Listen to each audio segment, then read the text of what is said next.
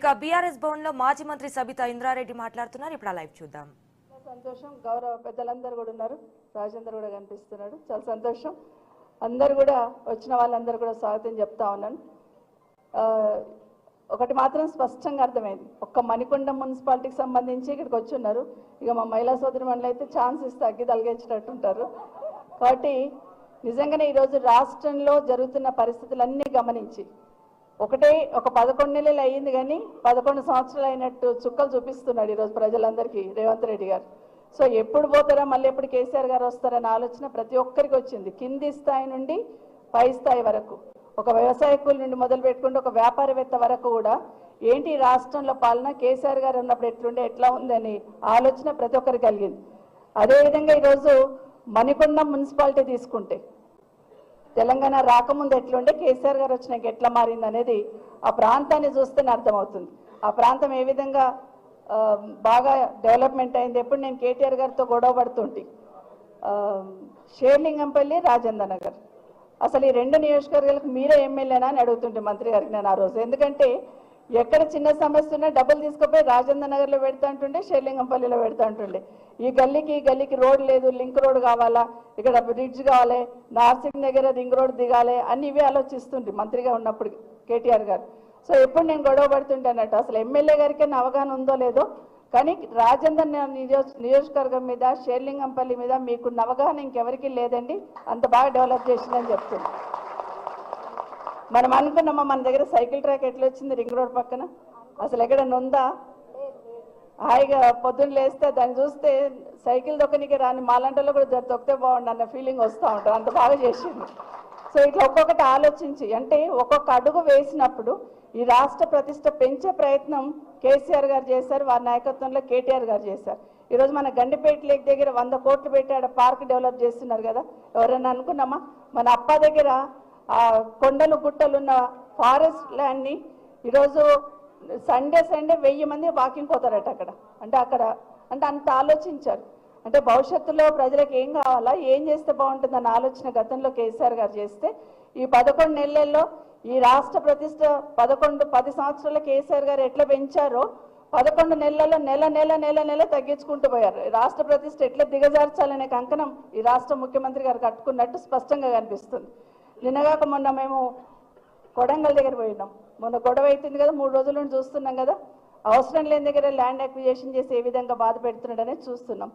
కొంతమంది లేడీస్ మాట్లాడుతూ ఉంటే అక్కడ పోయిన తర్వాత నిజంగానే ఎంత అరాచకం చేస్తున్నారంటే భూమి ఇవ్వమంటున్నారు, భూమి ఇవ్వకపోతే వాళ్ళని దౌర్జన్యం చేసి వాళ్ళని కొట్టి జైల్లో పెట్టడం ఒకటైతే, అర్ధరాత్రి 1:30కి పోయి లైట్స్ ఆఫ్ చేసి లేడీస్ని అసభ్యంగా వాళ్ళు వివరించి చెప్తా ఉంటే మనసు కలుక్కు మంది ఎక్కడున్నామో ఏం చూస్తున్నాం ఈ రాష్ట్రంలో అనిపించింది. మహిళల పట్ల అంత అసభ్యంగా ప్రవర్తిస్తూ అంత అరాచకం చేస్తూ ఉంటే ఆ ప్రాంతానికి ఎమ్మెల్యేగా ప్రాతినిధ్యం వహిస్తున్న రేవంత్ రెడ్డి గారు ముఖ్యమంత్రి అయినారు. వాళ్ళ ఓట్లు వేసుకొని కనీసం నోరు కూడా పెగలట్లేదు. కానీ ఏం చేస్తున్నాడంటే అవతల పార్టీలో బీఆర్ఎస్ పార్టీలో ఎవరున్నారు, ఏం చేయాలి, కేటీఆర్ని ఏం చేయాలి ఫస్ట్ అనేది ఒకటే డిస్కషన్ తప్పిస్తే ఇంకా వేరే ఆలోచన లేదు. అరే నాకు ఓట్లు వేసిన వాళ్ళు రోడ్డు మీద పడ్డారు, ఏడుస్తున్నారు, బాధపడుతున్నారు అనే ఆలోచన లేకుండా కేటీఆర్ని ఏం చేయాలని ఒక ఆలోచన ఒకటే ఈ 3 రోజుల నుండి 4 రోజుల నుండి చూస్తూ ఉన్నాం. నిజంగానే ఈరోజు రాష్ట్ర వ్యాప్తంగా ఒక్కసారి ఆలోచిస్తూ ఉంటే ఒక మహిళా జర్నలిస్టు వాళ్ళ సొంత ఊరికి పోతే 2 మహిళా జర్నలిస్టులు మీరు చూస్తున్నారు వీడియోలలో ఎంత అసభ్యంగా ప్రవర్తించింది ఆ మహిళా జర్నలిస్టుల మీద అని చూస్తున్నాం. ఎక్కడికి వాళ్ళ ఊరికి ఒక మహిళా జర్నలిస్ట్ పోతే కూడా అదే కొడంగల్ పోతే కూడా అదే విధంగా ప్రవర్తించున్నారు. ఎక్కడైనా మహిళల మీద అరాచకం జరుగుతూ ఉన్న సందర్భంలో ఒక్కరు కూడా ఆ అధికార పార్టీ నుండి స్పందించడానికి ప్రభుత్వం నుండి సిద్ధంగా లేరు. ఎక్కడ చూసినా అరాచకం చేస్తున్న ఈ సందర్భంలో నిజంగానే చాలాసార్లు రాహుల్ గాంధీ గారు దేశవ్యాప్తంగా చూసినప్పుడు రాజ్యాంగాన్ని చేతిలో పట్టుకొని రాజ్యాంగంలో అన్ని మాటలు మాట్లాడుకుంటూ తిరుగుతూ ఉన్నారు. అయ్యా రాహుల్ గాంధీ గారు ఈ రాష్ట్రంలో రైతులు రోడ్డున పడి రైతుల మీద కేసులు అయ్యి రైతులను 3rd డిగ్రీ ప్రయోగించి ఈరోజు జైల్లో పెడతా ఉన్నారు. ఎక్కడున్నారు మీరు? ఎందుకంటే ఎన్నికల కన్నా ముందు వచ్చినప్పుడు అన్ని డిక్లరేషన్లను వచ్చి పెద్ద సోనియా గాంధీ గారి దగ్గర నుండి మొదలు పెడితే రాహుల్ గాంధీ, ప్రియాంక గాంధీ గారు కూడా వచ్చి చెప్పినారు. మరి రాష్ట్రంలో ఇంత అరాచకం అవుతుంది కదా, మహిళల్ని అర్ధరాత్రి పోయి అసభ్యంగా ప్రవర్తిస్తున్నారు కదా అధికారంలో ఉన్న వాళ్ళు. ఎందుకు మీరు ఇక్కడ వచ్చి పలకట్లేరు? ఎందుకు ఇటు పక్క తిరిగి చూడట్లేరు? వినిపించట్లేదా, కనిపించట్లేదా రాహుల్ గాంధీ గారు అని నేరుగా రాహుల్ గాంధీ గారిని అడుగుతా ఉన్నాను. ఎందుకంటే ఈ రాష్ట్రంలో జరుగుతుంది, ఒక్కసారి కన్ను విప్పి వినండి, చెవులు విప్పి వినండి, కళ్ళు విప్పి చూడండి. ఎందుకంటే రాష్ట్రంలో ఈరోజు అరాచకం సృష్టిస్తూ మమ్మల్ని అడిగే వాళ్ళు ఎవరు లేరు అని ఒక నియంత పాలన ఈ రాష్ట్రంలో జరుగుతూ ఉంది. దయచేసి ఇక్కడ తిరిగి చూడండి, దేశమంతా తిరిగి చూస్తున్నారు కదా. మరి మీ ప్రభుత్వం, మీ ముఖ్యమంత్రి గారు ఈ రాష్ట్రంలో ఇంత అరాచకం జరుగుతూ ఉంటే ఎందుకు ఇటు పక్క తిరిగి చూడట్లేరు అనేది నేరుగా రాహుల్ గాంధీ గారిని అడుగుతా ఉన్నాను. ఇప్పటికైనా కళ్ళు తెరవండి, ఈ రాష్ట్రంలో జరుగుతున్న అరాచకాన్ని కనీసం ఇక్కడ తిరిగి చూడండి అని రాహుల్ గాంధీ గారిని ఈ వేదిక మీద నుండి కోరుతా ఉన్నాను. ముఖ్యంగా ఇక్కడికి వచ్చిన మీరందరూ కూడా రాష్ట్రంలో నిజంగానే అధికారం పోయినందుకు ఇక్కడ ఉన్న వేదిక మీద ఉన్న వాళ్ళకి ఎవరికి బాధ లేదు. కానీ ఒక్క సంవత్సరంలోనే రాష్ట్ర ప్రతిష్ఠ ఇంత దిగజార్చారు కదా. మరి ఇంకా 4 సంవత్సరాలు ఈ రాష్ట్రాన్ని ఎక్కడ చేస్తారు, ఏం చేస్తారని ఒక ఆందోళన మాత్రం కలుగుతుంది.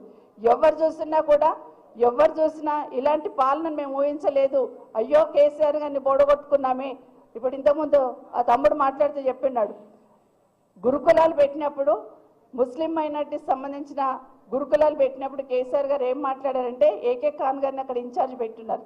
ఒక్క మాట చెప్పారు, జనరల్గా ముస్లిం సోదరులు ఆడబిడ్డల్ని చదివించారు, కానీ గురుకులాలలో అమ్మాయిల కోసం ప్రత్యేకంగా గురుకులం ఏర్పాటు చేయండి, మీ అమ్మాయిలు బాగా చదువుకుంటేనే మీ దాంట్లో వ్యవస్థలో మార్పు వస్తుందని గట్టిగా చెప్పి నమ్మించి ఈరోజు గురుకులాలు ఏర్పాటు చేస్తున్నారు.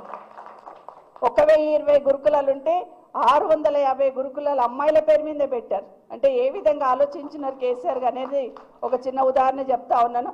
తప్పకుండా మళ్ళీ కేసీఆర్ గారు ఈ రాష్ట్రానికి వారి నాయకత్వం అవసరం. ఈ రాష్ట్ర ప్రతిష్ట, ఈ రాష్ట్ర గౌరవం, ప్రజల గౌరవం కాపాడాలంటే ఒక కేసీఆర్ గారే రాష్ట్రానికి శ్రీరామ రక్ష. మరొకసారి మీకు అందరికీ కూడా తెలియజేసుకుంటూ, ఎందుకంటే అడుగడుగున అన్ని వర్గాలను అవమానిస్తున్న ఈ ప్రభుత్వానికి తప్పకుండా ప్రజలే బుద్ధి చెప్తారని కూడా మరొకసారి తెలియజేసుకుంటూ, మీకు వచ్చిన మీ అందరికీ ప్రత్యేకంగా ధన్యవాదాలు తెలియజేస్తూ, ఖచ్చితంగా ఇక్కడ పోరాటం చేసి గులాబీ జెండా చేతిలో పట్టుకొని మెడలో కండ వేసుకొని పనిచేస్తున్న మీకు అందరికీ అర్ధరాత్రి చిన్న ఇబ్బంది ఉందన్నా వేదిక మీద ఉన్న వాళ్ళందరం కూడా మీ దగ్గర ఉంటాం. ఖచ్చితంగా పోరాటం చేద్దాం, ప్రభుత్వాన్ని వెనక్కి తెచ్చుకుందాం. జై తెలంగాణ, జై కేసీఆర్.